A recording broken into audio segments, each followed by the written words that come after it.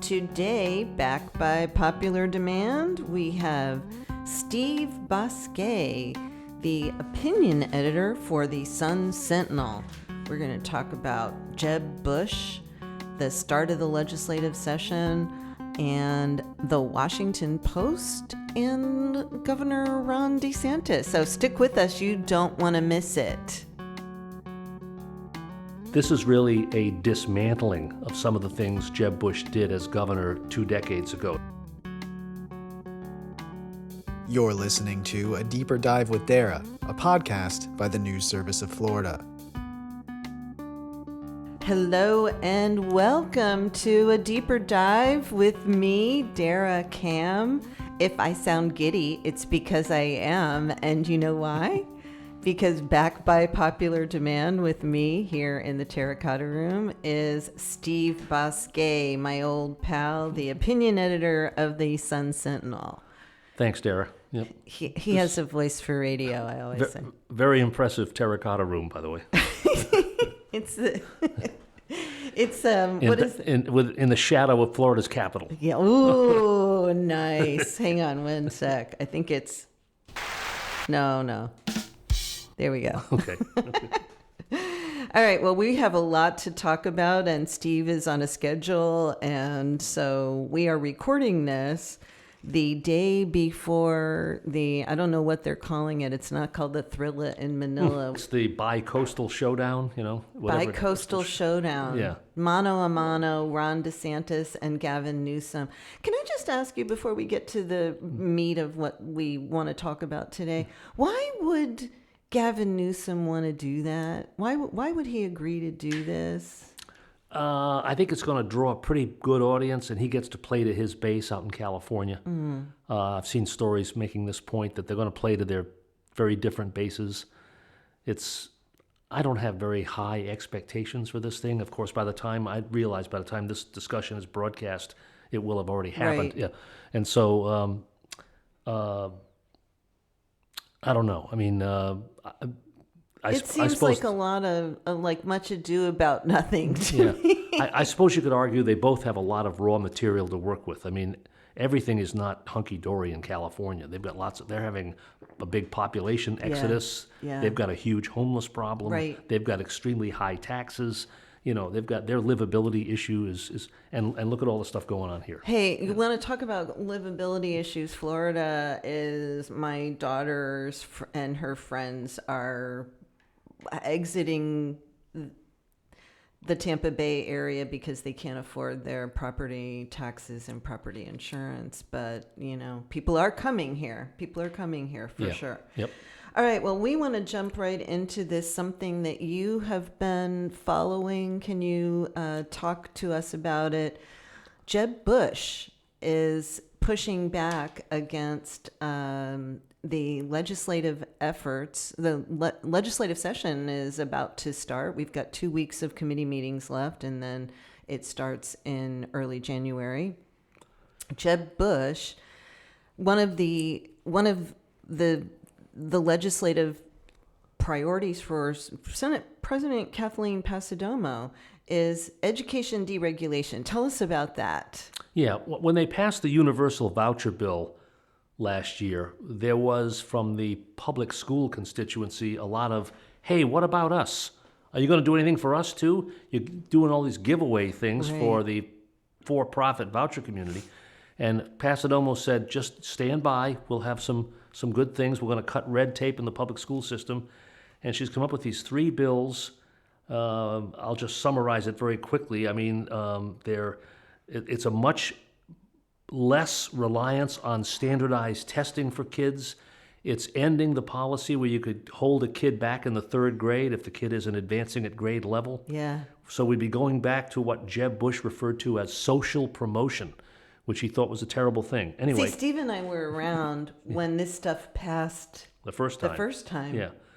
And Jeb Bush, is now the founder and chair of Excel in Ed and the Foundation for Florida's Future, and he's still a very important voice nationally on these issues.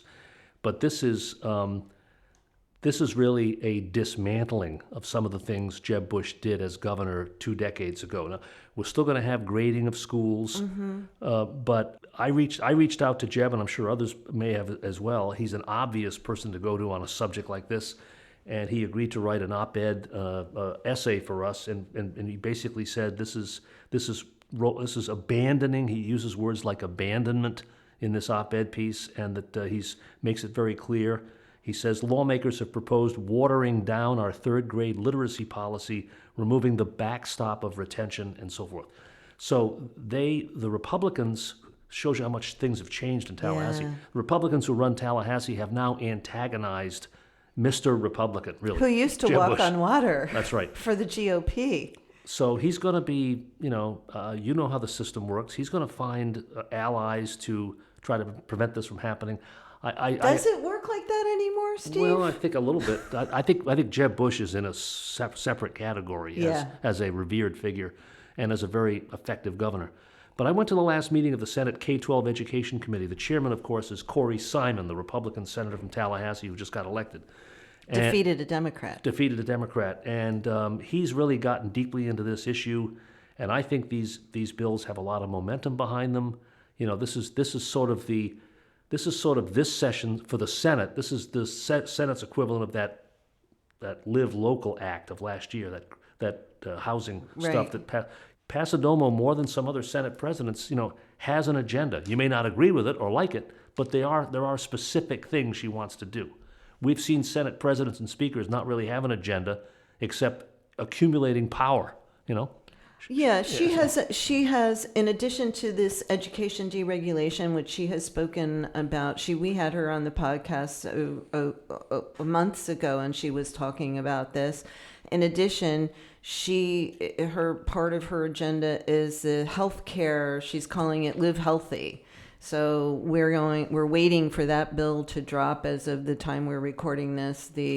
Whatever the proposal is to increase.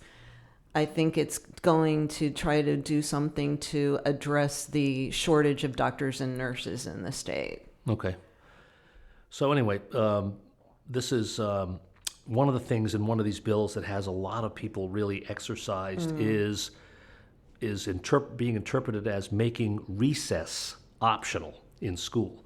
And there is a big constituency of recess moms in Florida, and they are big and vocal that recess should be institutionalized. It should be, non-negotiable. Required. Required. 20 minutes a day, continuous activity, unrestricted, unfettered play for kids. Yeah. It relieves stress. It gets the kid like out. Nap time for babies. Absolutely. They need it. So, and there is optional recess. There are so few strong voices on the Democratic side on education. Not as many as there used to be. They're still there, but the Democrats really need to. I find it puzzling that we've seen and heard nothing from the teachers union on this stuff yet. The Florida Education Association, they've been silent. I mean, Democratic legislators are apt to take their cue from what the FEA thinks is a good idea or not. That's interesting, because I wouldn't think this would be something they would be playing it safe on. Is there anything in the bills, I haven't seen them, that that the teachers are going to get, because the legislature and Governor DeSantis have not done, they've passed all kinds of anti-union bills and things that have, as you said, antagonized the union and educators. I can't see them including any kind of tidbits in there for them. Me either. The curtailing of red tape generally is a popular notion, but you got to look at what they're actually doing here. Right. Right. Yeah. Well, dismantling Jeb Bush's legacy is a big step, and we'll see if it's a step too far for some Republicans, right? Right. Right. Exactly. Speaking of session, you were talking to me, right? When the legislative session is about to start, you were saying that the Democrats are positioned, that you were reminding me that it's an election year, and in an election year, sessions have a certain kind of flavor. What do they taste like? Well, It always helps to sort of literally and figuratively step back and look at the place from 30,000 feet away. Starting with, how come a session in an election year starts right after the new year, but in the other years they don't start the session until March? So they can raise money? Right, and the answer is so they can get out of here. Yeah. And because they've got elections and campaigns to run, most of them. The whole House and half the Senate, you know. This is not a gubernatorial election year, but it is an election year for president. And there might be some very important ballot initiatives on the ballot, too. But anyway, and so they want to get out of here and raise money. And so the fact that there's an election right around the corner is never far from anybody's mind. And so that has an effect and colors everything they do in an election year session. They're much more apt to be sort of firing slings and arrows at the other side, to file bills more to make a statement than to actually accomplish something. So that's the point. I mean, Republicans can pass anything they want. We know that. Right. And so Fentress Driscoll over in the House, the leader of the House Democrats, you were saying she's making some overtures about things she wants to put the Republicans on the board on? yeah, I think she's. I haven't heard anything specific except that I've watched her lead. I think she's a pretty effective leader with what she's got to work with, and she has very little to work with. Really hurting cats, right? Yeah, and not a lot of cats. Not a lot of cats, but also they are extremely short on experience. You know, it takes several years to figure the place out. You know, it really does. And with term limits, right about the time you're figuring the place out, you're done. You got to get out of here. It's true. You know, so. And they're all over in the Senate now. Anyway, that's true. But Driscoll, you know, I think is going to, you know, Driscoll should be trying to get Republicans to make board votes on things they don't want to vote on. Get them to vote against expanding Medicaid. Get them to vote against a more moderate reproductive choice law for the state. Get them to vote against raising salaries for teachers and law enforcement officers, things like that. Those are things that just come to mind. right. And so that's the thing. I mean, like, which stuck in my craw as an opinion writer. During the special session, they wouldn't even let the Democrats put their contrary legislative proposals on the agenda. Right. They've got the votes to kill them. They don't have to hear them. They wouldn't even let them put the stuff on the agenda, which I think is a petty and not a very democratic small d way to run state I government. was talking to a lobbyist, some lobbyist friends of mine recently, and they were saying they can't, even from Republican legislators, they can't get amendments. Like, amendments do not get filed unless they get approved by the fourth floor. And that means that leadership in the House has to approve amendments before a Republican legislator would be willing to even float one. When did this heavy-handed top-down stuff? Richard Corcoran? No, Oh, I think it started way before then. I mean, When? it's. I think I would describe John Thrasher as a very forceful leader of the Florida House of Right. Representatives. But in terms of what you're saying now, which would be unheard of even 10 years ago. Yeah. I can't Lockdown, file an amendment. Right. Or how about this? Can I vote against a leadership priority and not get punished? You know. Right. I mean, you know, we all covered people like Alex Villalobos or Yeah. Paula Dockery or Nancy Argenziano, people who love thumbing their nose at their own party's leaders. that's right. Right? Yeah. And you don't see that anymore. Well, I think that the incoming speaker, Danny Perez, is a mentee of Alex Villalobos. So we might want to watch carefully there. I was on Twitter the other day, or X. Sorry, I have a new name for it. Rhymes with Twitter. And there was somebody had tweeted out the Schoolhouse Rock video of the three branches of government. I highly recommend folks do a little Google and watch it, because I thought that is really, you can see how antiquated that is, that there are these three equal branches of government and they all work together and there's checks and balances. At least in Florida, it really, I don't know if it works that way anymore. Yeah, no, it doesn't work that way anymore. And there's no more independence really from committee chairs to sort of, we used to cover committee chairs, especially in the Senate, who would run their own agendas.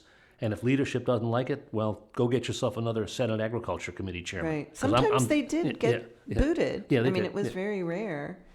Okay. Well, we have on the other side, you mentioned what the Democrats could do to go in an election year. I was mentioning earlier, there is a bill that Blaise Ingoglia has filed in the Senate that would put a proposed constitutional amendment on the ballot next year to ban reparations for slavery. You know, who's talking about reparations for slavery? Anyone? No, that's number one. Number two is, I thought Republicans are the ones who keep telling us there's too much stuff cluttering up the Florida Constitution, right? Right. Okay. And so that's this is an election year play, and it is all about race, and it's going to be extremely painful for a lot of people to deal with this subject, and it's one of the, if not the ugliest part of Florida's history. We were a we were a slave state, and so we had a governor who committed suicide rather than leave the state after the North won the war. I can't remember what his name was, but that was how strongly, that was how deep in the South Florida was. Right. And so I'm sorry, I interrupted you. Well, you were no, talking no, about that's okay. Slavery being... There's two ways to approach this issue, and Ingoglia is, kind of on the, I would describe him as kind of on the periphery of Senate leadership. Would you agree with that? I mean, he's not really a top tier leader in the Senate, I don't think. No, but he's got a very effective way of getting attention. Yeah. And he's filed a lot of these bills to impose term limits on county commissioners and he's things a former chairman of the That's right. Republican Party of Florida. Yes, he is. Yep. Anyway, what I was going to say was there's two ways to handle this issue. We're going to give your bill a perfunctory hearing in the Senate Community Affairs Committee, and then it's going to quietly disappear in the third week of the session. Or we're going to take this thing to the floor, and because it's a constitutional amendment, you need 60% of both chambers. Surely they've got that, but But do you want to do that in an election year? I know. Well, it's going to really. Do you want that on the ballot? Oh, I see. Yeah. Well, maybe not, because you don't want to. You don't want to do anything that's going to stimulate voter turnout in the minority community if you're a Republican. It just seems a little fakakta to me, because I don't know that there's this push for reparations in Florida. There isn't. Okay. Yeah. I just want to make sure I didn't miss something.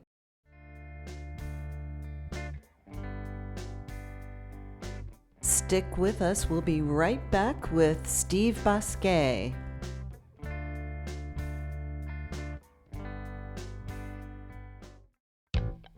Here at Deeper Dive, we want to hear from you, the listeners.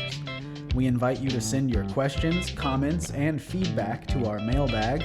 You can reach us at deeperdive@cityandstatefl.com. That's deeperdive@cityandstatefl.com. Get your 2 cents in by sending us an email. Welcome back to A Deeper Dive with Dara. Another thing that we might be seeing, I've been writing a lot about this, you've been following this closely, House Speaker Paul Renner wanted the courts to take a look at whether they should consolidate some of the state's 20 judicial circuits. And he wrote a very strong letter to Chief Justice Carlos Muniz about this in the summer. and asked the Supreme Court to look into it. The court created a committee. Justice Muniz created a committee, and they have been meeting for the past 4.5 months and holding public meetings and taking written submissions from all people and all kinds of levels of the court system and from the public in general. And there has been a tremendous outcry in opposition to any consolidation. The state attorneys, the sheriffs, the public defenders, the chief judges. You go down the list from Right. the Panhandle to Key West, especially in the Keys, have come out in opposition to this. And the committee had their final meeting actually as we are recording this week, making a recommendation of no consolidation, and saying that it would not be in the best interest of justice to consolidate. But the legislature can do whatever they want. And so if this is something that is important to Paul Renner, House Speaker Paul Renner, this could happen. And tell us why this would be significant, particularly for Democrats, and given what Governor DeSantis has done with the state prosecutors. It's because depending upon what they propose to consolidate, it could be done with a devious motive to reduce the number of Democratic public defenders and state attorneys. I think we have there are 4 Democratic state attorneys in Florida, and 3 of them are in Southeast Florida, Dade, Broward, and Palm Beach. And of course, he got rid of the democratically elected state attorneys in Tampa and Orlando, which are the next 2 biggest Democratic strongholds in the state. So that's the one thing. But you are right, and I wanted to amplify one point you made. I listened to a lot of these meetings and watched them, as I'm sure you did. Yes. And all of them. First of all, when is the last time we had unanimity on anything in this state? And the public defenders and the state attorneys holding hands and singing Kumbaya over anything other than they need more funding. That's right. There's that, and the fact that we heard some of the most vociferous opposition to this, I heard from places like Suwannee County. Yeah, small county. Holmes County, places like that. Bay County too. That's not as small. It's a hard issue to get your arms around, but I would frame it this way. We talked about this in my staff meetings with my editorial page cohorts. I said, tell Mr. and Mrs. Jones that if you get a summons for jury duty, you're going to have to drive 130 miles to the courthouse to serve on that jury. That courthouse is not right around the corner anymore because of, quote, court consolidation. What used to be a 6-county circuit is now 19 counties. That's what would happen. It doesn't make any sense. Not only that, it's just been a year or a little bit more than a year that with nobody clamoring for it, they create a 6th Circuit Court of Appeal that nobody, right. where? Lakeland. Lakeland, that's right. And so that nobody was clamoring for, and now you want some of the most visceral fear about this consolidation thing is in the Keys. Yes. Because they're a little circuit all by themselves. Yes, they only have a population. I can throw some numbers at you here. So they only have a population of 60,000, and compared to Miami-Dade, which has like 1.5 million in their circuit, which is also a separate circuit. And so they're afraid that, and rightly so, that they would not be able to elect judges because the judges, if you're all in one circuit, you're not going to be represented by somebody down in the Keys. In addition to the fact that yes, it's a heck of a schlep from the Keys to Miami-Dade. I mean, there are courthouses in the Keys, and so I think that actual physical presence of the courthouse is kind of a red herring, as much as the ability to elect your judge. That is very important, and your prosecutor and your public defender. The government closest to the people is like, what is the phrase? Not best for the people, Well, but it's is mo- it's- most responsive Yeah. to the people.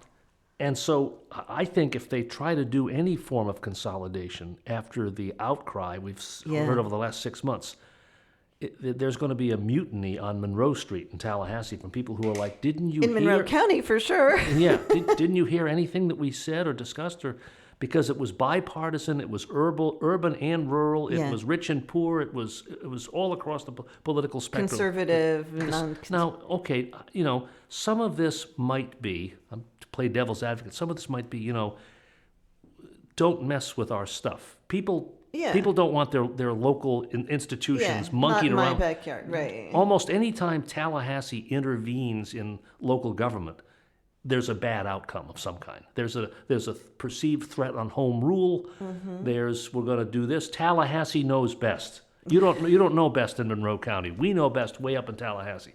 So it's going to have a very, very bad Lingering aftertaste, and I think that would draw a lot of criticism, particularly because, as you say, of the volume of negative feedback that they got about what consolidation could look like. So we'll see what happens. So one other thing that I wanted to talk, you brought up, let's talk about this.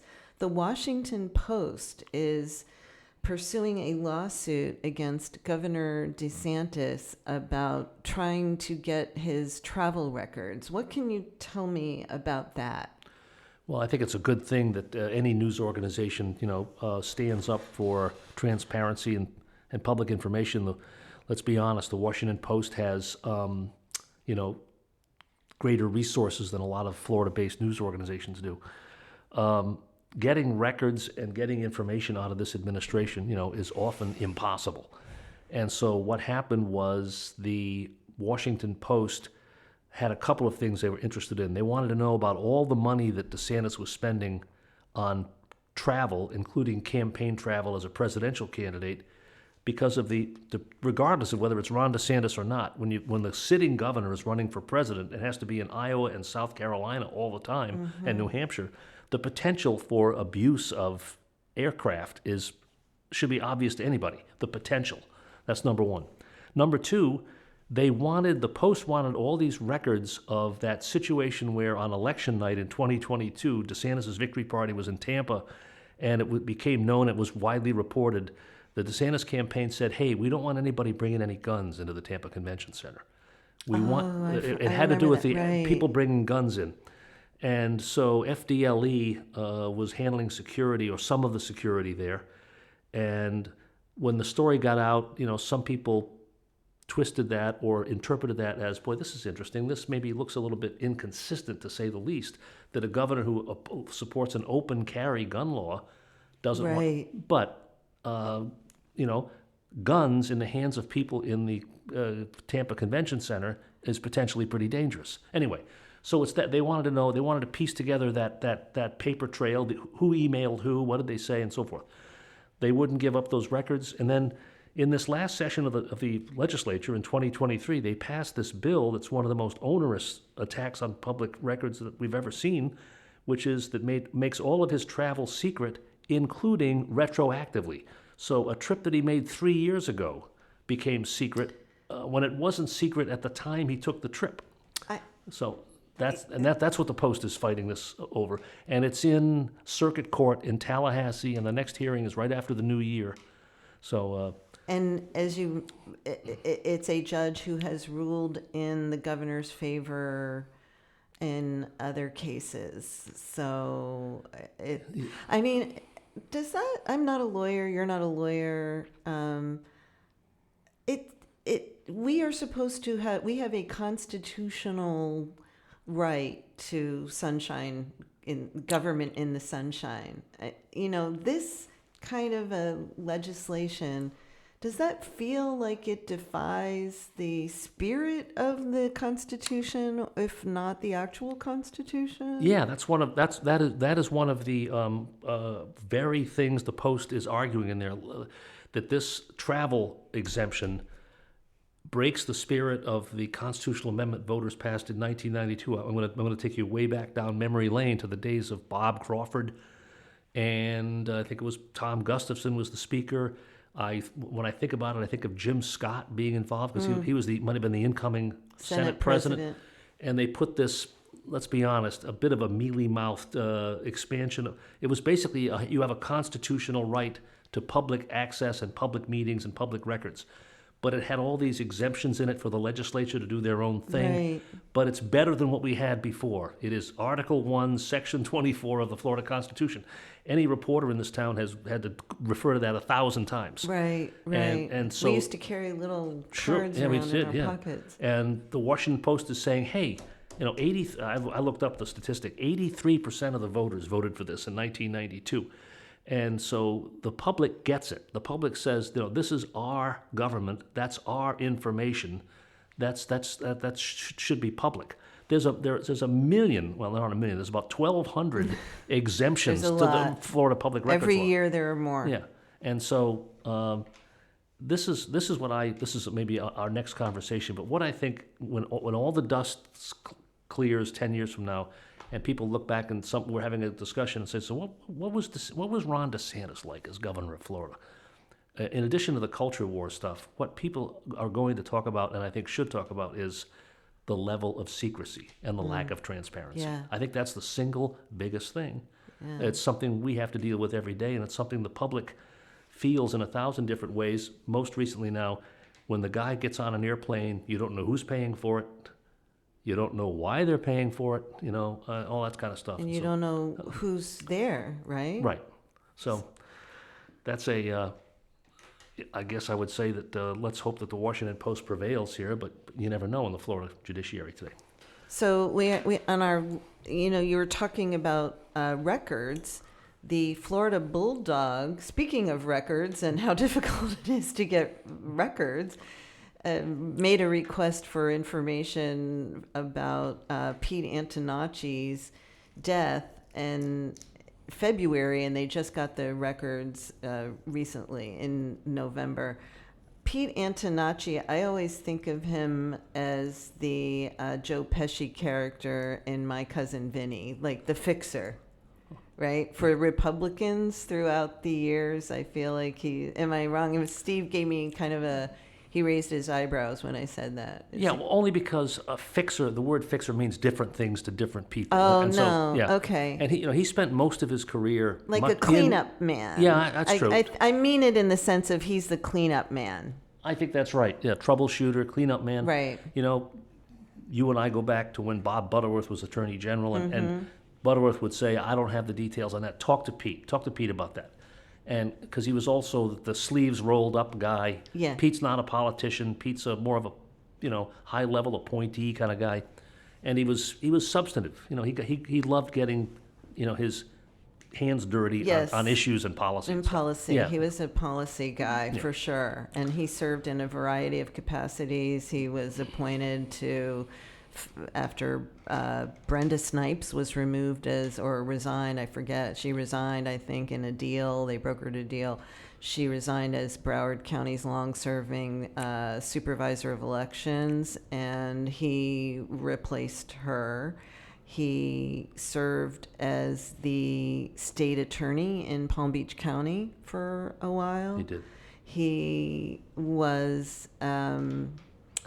He worked in Governor Scott's administration, and he also was the head of the elections police for Governor DeSantis when he died suddenly in the Capitol. Right.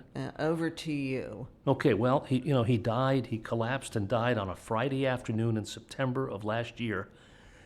What I'm about to say is documented in the records that the Florida Bulldog got from FDLE. But Pete Antonacci was, quote, agitated, and the meeting was contentious, according to people who were in the meeting. They were meeting in a conference room in the governor's office. And this is a few weeks after this controversial rollout of these mass arrests of people arrested in their front yards, people who had registered to vote, who had unresolved felony convictions and shouldn't have been voting and were charged with voter fraud. I think most of them thought they were eligible to vote, and in fact, Right. some of them had received voter registration cards from election officials. I think they all did, yeah. Okay. Yeah. So a couple of them said they were solicited to register at like a community fair kind of Okay. thing, that kind of stuff. All right. Hey, you're not registered to vote. How come? Let's sign up right here. Right. So anyway, and Antonacci was at that press conference in Fort Lauderdale when they announced these arrests. Yes. So something happened in this conference room that was highly contentious, and it ended. It appears to have ended tragically with Antonacci collapsing and falling on the floor, dying. And the Bulldog reports nobody saw him or found his body for 24 minutes. Yeah, in the hallway outside that Outside the conference room, Capitol, right? right outside the governor's office. Right, in a hallway where there's constant, video surveillance for security reasons. So it's like that's a dizzying array of questions. Like, if he was so agitated, and we all knew Antonacci well enough to know that he could be, combative, I think would be a Right. good word. That's a good word, Yeah, right. Yeah, he was combative. He was very sure of the Right. rightness of his position on things. Yeah. And so and if this involves voter fraud or voting or elections or access to voting, we ought to know what the heck they were talking about, So, Right. and we don't. And DeSantis has never addressed it. Good for the Bulldog for sticking with it and having the tenacity to get the records were heavily redacted. Mark Glass, the commissioner of FDLE, was in that meeting. Cord Bird, the Secretary of State, was in that meeting. The governor's general counsel was in that meeting. So a lot of people in very important positions know what happened and have never spoken about it. Right. Yeah. Yeah, and we may never know the whole story there, but good for Dan Christensen. Yep. For digging into that. That's the kind of watchdogging that. It still goes on. Yes. Yeah. Right? Well, listen, Steve Bousquet, opinion editor for the Sun Sentinel, my old pal. Thank you so much for joining me, and we're going to make you a regular guest on Deeper Dive if you are willing to suffer Okay. in the Terracotta Room. Okay, great. Thanks. Thanks. Okay, thanks, Dara. A Deeper Dive with Dara is hosted by Dara Cam, produced by Ryan Daly, and music for the podcast was recorded by Periodic Labs, LLC, and performed by Ryan Daly and Danny Reyes.